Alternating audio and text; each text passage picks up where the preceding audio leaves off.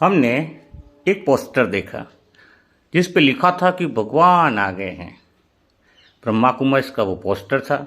हमने सोचा ये कैसे पॉसिबल है कि भगवान आ गए हैं और ऐसा कुछ लग नहीं रहा है, तो हमें इस चीज़ का पता लगाना चाहिए। तो हम और हमारे जो मित्र थे उन्होंने सोचा कि इसके पीछे वास्तव में देखते हैं कि ये सच है या झूठ है, क्योंकि हमारे अंदर एक क्यूरियोसिटी पैदा हुई। सबसे यही बात हमें अंदर की तरफ लग गई कि क्या भगवान आ गए, कैसे पॉसिबल है। फिर हमने सोचा कि इसका पता लगाने के लिए क्या किया जाए। तो फिर हमने सोचा कि हम इसका जो हेडक्वार्टर है, जो माउंट आबू है, वहाँ पे जाके पता लगाते हैं कि वास्तव में ये ओम शांति वाले जो हैं वो सच बोलते हैं या झूठ बोलते हैं। हमें तो जाकर के बस यही पता लगाना था कि वास्तव में यह जो बोलते हैं कि भगवान आ गया है वो सच है या गलत है। तो मैं अपने 3 दोस्त मुकेश भाई के साथ भी मैं साथ में चला गया और एक भाई और था, उनके साथ भी हम लोग मित्र मंडली पूरी घूमना भी हो जाएगा। हम जाके चेक करते कि वास्तव में यह सच है या गलत है। तो फिर हम माउंट आबू पहुँचे। माउंट आबू पहुँचने के बाद हम बाहर होटल में ही रुके थे हम लोग, और जैसे हमने एंट्रेंस किया तो वहाँ का वायुमंडल तो बहुत बढ़िया लगा। बहुत एक कहते हैं ना कि सबसे अलग ही, जहाँ पे एक सुकून मिले, तो वो काफ़ी अच्छी फीलिंग आने लग गई हमें वहाँ पे। और वहाँ पे जो भी वहाँ पे जो ये भाई बहन जो बोलते हैं वो जो थे वो सारे एकदम मिलनसारी थे ना, अच्छे तरह से बात करने वाले लोग थे। लेकिन हमारा मेन उद्देश्य क्या था? हमारा मेन उद्देश्य था कि हमें पता लगाना कि वास्तव में अगर भगवान आए तो कौन से कोने में बैठे हैं, हमें देखना है बस। हमें तो ये पता लगाना है कि भगवान किधर हैं, बस यही चीज़ हमारे अंदर एक दृढ़ निश्चय से कर ली थी कि हम देखें कि वास्तव में यह सच है या झूठ है। तो फिर हमने वहाँ पे एक अनिल भाई हैं, उनको पूछा हमने कि ये जो भगवान आ गए आप जो बताते वो किधर हैं और कहाँ रहते हैं, तो हमें थोड़ा सा आइडिया होता कि हम भी क्या है, हम सब भाई आए हैं बड़े उत्सुकता से मिलने के लिए, तो और थोड़ी समस्या भी हैं, परेशानियां भी हैं, वो भी हम उनसे बात कर लें और हमारा सॉल्यूशन भी निकल जाए। तो वो अनिल भाई भी काफ़ी हंसने लगे। इतनी देर में जो मेरा जो साथी था दीपक, उसने बोला यार पहली बात तो ये है कि हमें भगवान है वही भरोसा नहीं है। तो अनिल भाई ने बोला भाई ऐसे क्यों कि तुम्हें भगवान है उसका ही भरोसा ही नहीं है। तो दीपक भाई ने क्या बोला कि देखो अनिल भाई थोड़ा सा बाहर आओ। बाहर थोड़ा सा दिखा, उन्होंने बताया कि देखो कितने संसार में इतने सारे दुखी पड़े, बीमार पड़े लोग, परेशान हैं। गली मोहल्ले में देख लो आप, इतने दुखी लोग हैं। अगर भगवान होते तो क्या इतने सारे लोग दुखी होते? ये सब ढकोसला है, फालतू बातें हैं, भगवान होता ही नहीं है। इतनी देर में फिर अनिल भाई थोड़े एकदम से चेहरे पे थोड़ा शांत रहे और उन्होंने पूछा दीपक भाई को कि आप क्या काम करते हो। दीपक भाई ने बताया कि मेरे कपड़े की बहुत बड़ी दुकान है। अच्छा, बहुत बढ़िया। तो अनिल भाई ने क्या किया, बाहर के रास्ते पर एक भिखारी जैसे एक आदमी था जिसके शरीर पे कुछ कपड़े ही नहीं पहने हुए थे, और उसको दिखाते हुए अनिल भाई ने दीपक भाई को बोला कि तुम्हारे कपड़े की दुकानें होती ही नहीं है। वो बोले कपड़े की दुकानें नहीं होती है? तो दीपक भाई ने बोला ये तो आप झूठ बोल रहे हो। तो नहीं, अनिल भाई ने बोला कि नहीं, कपड़े की दुकानें होती ही नहीं। अगर कपड़े की दुकानें होती तो वो जो इसके शरीर पे कपड़े नहीं पहना हुआ है वो कैसे संभव है? उसके शरीर पे तो शर्ट पहना हुआ होना चाहिए था। तो दीपक भाई ने बोला कि वो तो मेरी दुकान पे आए तो मैं इसको शर्ट पहना दूंगा, कोई दिक्कत नहीं है, उसको शर्ट दे दूंगा मैं। तो फिर अनिल भाई ने बताया कि बस यही बात है कि जैसे अगर वो आपकी दुकान पे आएगा तो आप उसको शर्ट पहना दोगे। वैसे ये लोग दुखी जरूर हैं, पर दुखी होने का कारण एक ही है इनका कि ये लोग भगवान के पास आते ही नहीं है। अगर भगवान के पास आएंगे तो उनकी भी समस्या और विघ्न खत्म हो जाएंगे। अब जिसके पास कपड़ा नहीं पहना इसका मतलब दुकान नहीं, ऐसे तो होगा नहीं, दुकान तो आपकी है ना। वैसे ये लोग दुखी हैं, परेशान हैं, इसका मतलब ये तो नहीं हुआ कि भगवान नहीं है। भगवान तो है, लेकिन उनके पास उनको आना पड़ेगा। ये बात हमें भी बहुत गजब की लगी कि एक एक बात इनकी तर्क वाली थी। समझ में आ रहा था कि यहाँ पे कुछ अलग है, बात करने का तरीका, समझाने का तरीका भी काफी अच्छा और अलग सा लग रहा है। लेकिन फिर भी हमारे अंदर एक क्यूरियोसिटी थी कि भगवान आते कहाँ हैं, कैसे हैं।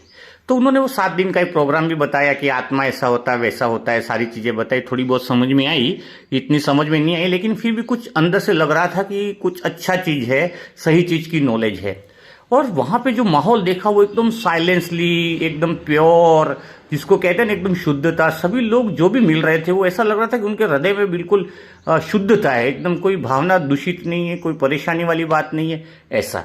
तो जैसे ही अनिल भाई ने बताया कि भगवान जो वो इस धरती पर आते हैं, उनको एक वृद्ध तन का सहारा लेते हैं और जिसको ब्रह्मा तन कहते हैं, उन्हीं के तन में भगवान आते हैं और इसी के द्वारा ये सारा कार्यक्रम चल रहा है। हमने कहा भगवान चला रहा है तो इतने सारे जगह जो ये पैसा लगा है, तो कहीं पर भी हमने नंबर प्लेट नहीं दिख रहे कि ये इस भाई ने पैसा लगाया, इस भाई ने पैसा लगाया, तो फिर ये देता कौन है? तो अनिल भाई ने बताया कि दुनिया के अंदर पहली एक संस्था है, आज मंदिर में भी कोई दान देता है तो वहां पे उसकी नेम प्लेट लगी रहती है कि यहाँ पे ये इसने पैसा दिया, यहाँ पैसा दिया। यहाँ पर किसी का नेम प्लेट नहीं रहता है। यहाँ पे भगवान और उसके जो बच्चे हैं जिन्होंने भगवान को पहचान लिया है, वही सब मिल करके इस संस्था का और अपने घर का, भगवान के घर का खर्चा चलाते हैं। मुझे तो बहुत बड़ा आश्चर्य लगा कि इतनी बड़ी बड़ी बिल्डिंग्स है, इतनी बड़ी ब्रह्मा कुमार्स की बिल्डिंग्स है, और लेकिन फिर भी किसी का भी एक का नाम इसके ऊपर नहीं लिखा हुआ है। हमें वो चीज़ बहुत दिल को छू गई। फिर हमने बताया कि भाई ये तो बहुत अच्छी बात है, लेकिन यहाँ पे मेन चलाने वाला कौन है? तो उन्होंने बताया कि सारे संसार में जो झगड़े का कारण है वो सीट के लिए ही होता है कि आज मैं सीट पे बैठा हूं, कल वो बैठेगा, वो हटे तो मैं बैठूंगा। लेकिन यहाँ पे कोई मालिक नहीं है। यहाँ पे जो मालिक है, जिसको हम भगवान शिव बाबा कहते हैं, वही मालिक है। वो तन में आके हमें संकेत देते हैं, ये बताते हैं कि हमें कौन सी मत पे चलना है, और पूरे संसार में एक ही मत चलती है, वो जिसको हम मुरली कहते हैं। तो हमें ये समझ में आया कि चलो ये भी बहुत गजब की बात है कि पूरे संसार में एक ही मत चलती है इनकी। यानी जब मत अगर एक हो तो झगड़े होने के कोई सवाल हो नहीं सकते। तो ये बात भी हमें बहुत अच्छी लग गई। लेकिन हमने कहा कि ये थोड़ी मेन जो बात है वो हमें समझ में नहीं आ रही कि भगवान यहाँ पे आते हैं, धरती पर आते हैं। तो उन्होंने बोला कि जब उनके तन में, दादी के तन में जो भगवान आते हैं, उस समय आप आओगे तो आपको अनुभव होगा। लेकिन एक बात ध्यान रखना कि अभी भी आप लोग आए हो यहाँ पे, लेकिन भगवान तुम्हें यहाँ पर, ये भगवान की धरती है, तो तुम्हें भगवान हर समय हर पल तुम्हें देख रहा है, इस बात का ध्यान रखना। और अनिल भाई ने क्या किया कि होटल में रुके थे तो वहीं पर रहने की व्यवस्था हमारी कर दी। तो हम लोग वहीं रुके रहे। फिर हमें लगा कि भगवान हमें देख रहा है, ऐसा तो संभव हमें लग नहीं रहा है। ऐसा फिर हमारा दीपक भाई के ख्याल आ गया। चलो कोई बात नहीं, लेकिन हम तो बस आनंद ले रहे थे। वहाँ का भोजन कक्ष बहुत अच्छा है, सब कुछ बहुत बढ़िया है। लेकिन रात का समय जब हुआ 10-11 बजे, तो दीपक भाई को क्या है, सिगरेट पीने की आदत थी। तो सिगरेट पीने की आदत के कारण दीपक भाई ने क्या किया कि उन्होंने सोचा कि सिगरेट की तो मुझे बहुत बड़ी हैबिट है, तो ये तो इतना बड़ा है, नीचे ये शांतिवन हॉल वगैरह सब, तो किसी भी कोने में बैठ करके पी लेंगे, कौन देखने वाला है। फिर थोड़ा सा चहल पहल थी तो बोले और थोड़ा ऐसा साइलेंटली हो जाए, उसके बाद पियेंगे। तो बाद में धीरे धीरे धीरे धीरे जब 1 या 2 बज गई, तो फिर वहाँ पर पे हम तीनों बाहर घूमने के लिए निकले। अंदर ही जो बहुत बड़ा है शांतिवन के, ये बहुत हॉल है, कोई डायमंड हॉल नाम है, क्या पता, बहुत सारे नाम है। लेकिन जैसे हम गए तो कोने में हम बिल्कुल बैठ गए जहाँ पे कोई भी नहीं देख रहा था। और दीपक भाई को बोलो एक सिगरेट है, पी लो, कोई दिक्कत वाली बात नहीं है। तो देखो दीपक भाई ने सिगरेट को पिया, और सिगरेट को पीने के बाद अचानक एक साइकिल पे एक वृद्ध तन वाले बूढ़े आदमी आए। तो साइकिल पे आए और उन्होंने आके बोला कि यहाँ पर सिगरेट पीना मना है। ये बात हमें नहीं दिखी, दीपक भाई जो कोने में बैठकर पी रहे थे उनको आकर उन्होंने, बुजुर्ग व्यक्ति ने उनको रोका कि यहाँ पे सिगरेट पीना मना है, आप यहाँ पे सिगरेट नहीं पी सकते हो। यूं कहकर वो चले गए और वो दीपक भाई एकदम वहीं स्तब्ध रह गए और उन्होंने वही सिगरेट को एकदम से फेंक दी, एकदम से घबरा गए। यार कोई आया था इधर और आके मुझे बोल के गया कि यहाँ सिगरेट पीना मना है। फिर दूर दूर तक हमें दिखाया कि यहाँ देखा तो कोई दिख ही नहीं रहा है। फिर हम सोच में पड़ गए कि क्या है। फिर अचानक हम जब सुबह के समय वहाँ पे मेडिटेशन हॉल के अंदर गए तो एकदम दीपक भाई को लगा कि ये तो जो ये फोटो लगा वही तो रात को मुझे मिले थे, वही तो आकर के हमें सिगरेट नहीं पीना मुझे बता के गए। हम लोगों को बहुत बड़ा आश्चर्य हुआ कि ये कैसे संभव है। फिर सभी भाइयों ने बताया कि इसी को ब्रह्मा बाबा कहते हैं और इन्हीं के तन में स्वयं भगवान आते हैं। वो अपने बच्चों का बहुत बड़ा ख्याल रखते हैं और वो उनकी नज़र सबके ऊपर होती है। बस वो पल था कि हमें समझ में आ गया कि भगवान जो इस धरती पर आया, ब्रह्मा कुमारी वाले जो बोलते हैं वो बिल्कुल सच बात है, इसके अंदर कोई संदेह नहीं है। और भगवान स्वयं इस धरती पर आ गया तभी इतना बड़ा कारोबार चल रहा है। इसलिए आप सभी भाइयों को हम लोगों ने एक अपना अनुभव शेयर किया। अगर आप लोग भी चाहो तो वहां पर जाकर के जो उनका कोर्स वगैरह जो होता है वो आप लोग भी कर सकते हो, क्योंकि उससे अच्छा स्थान आज तक हमने नहीं देखा।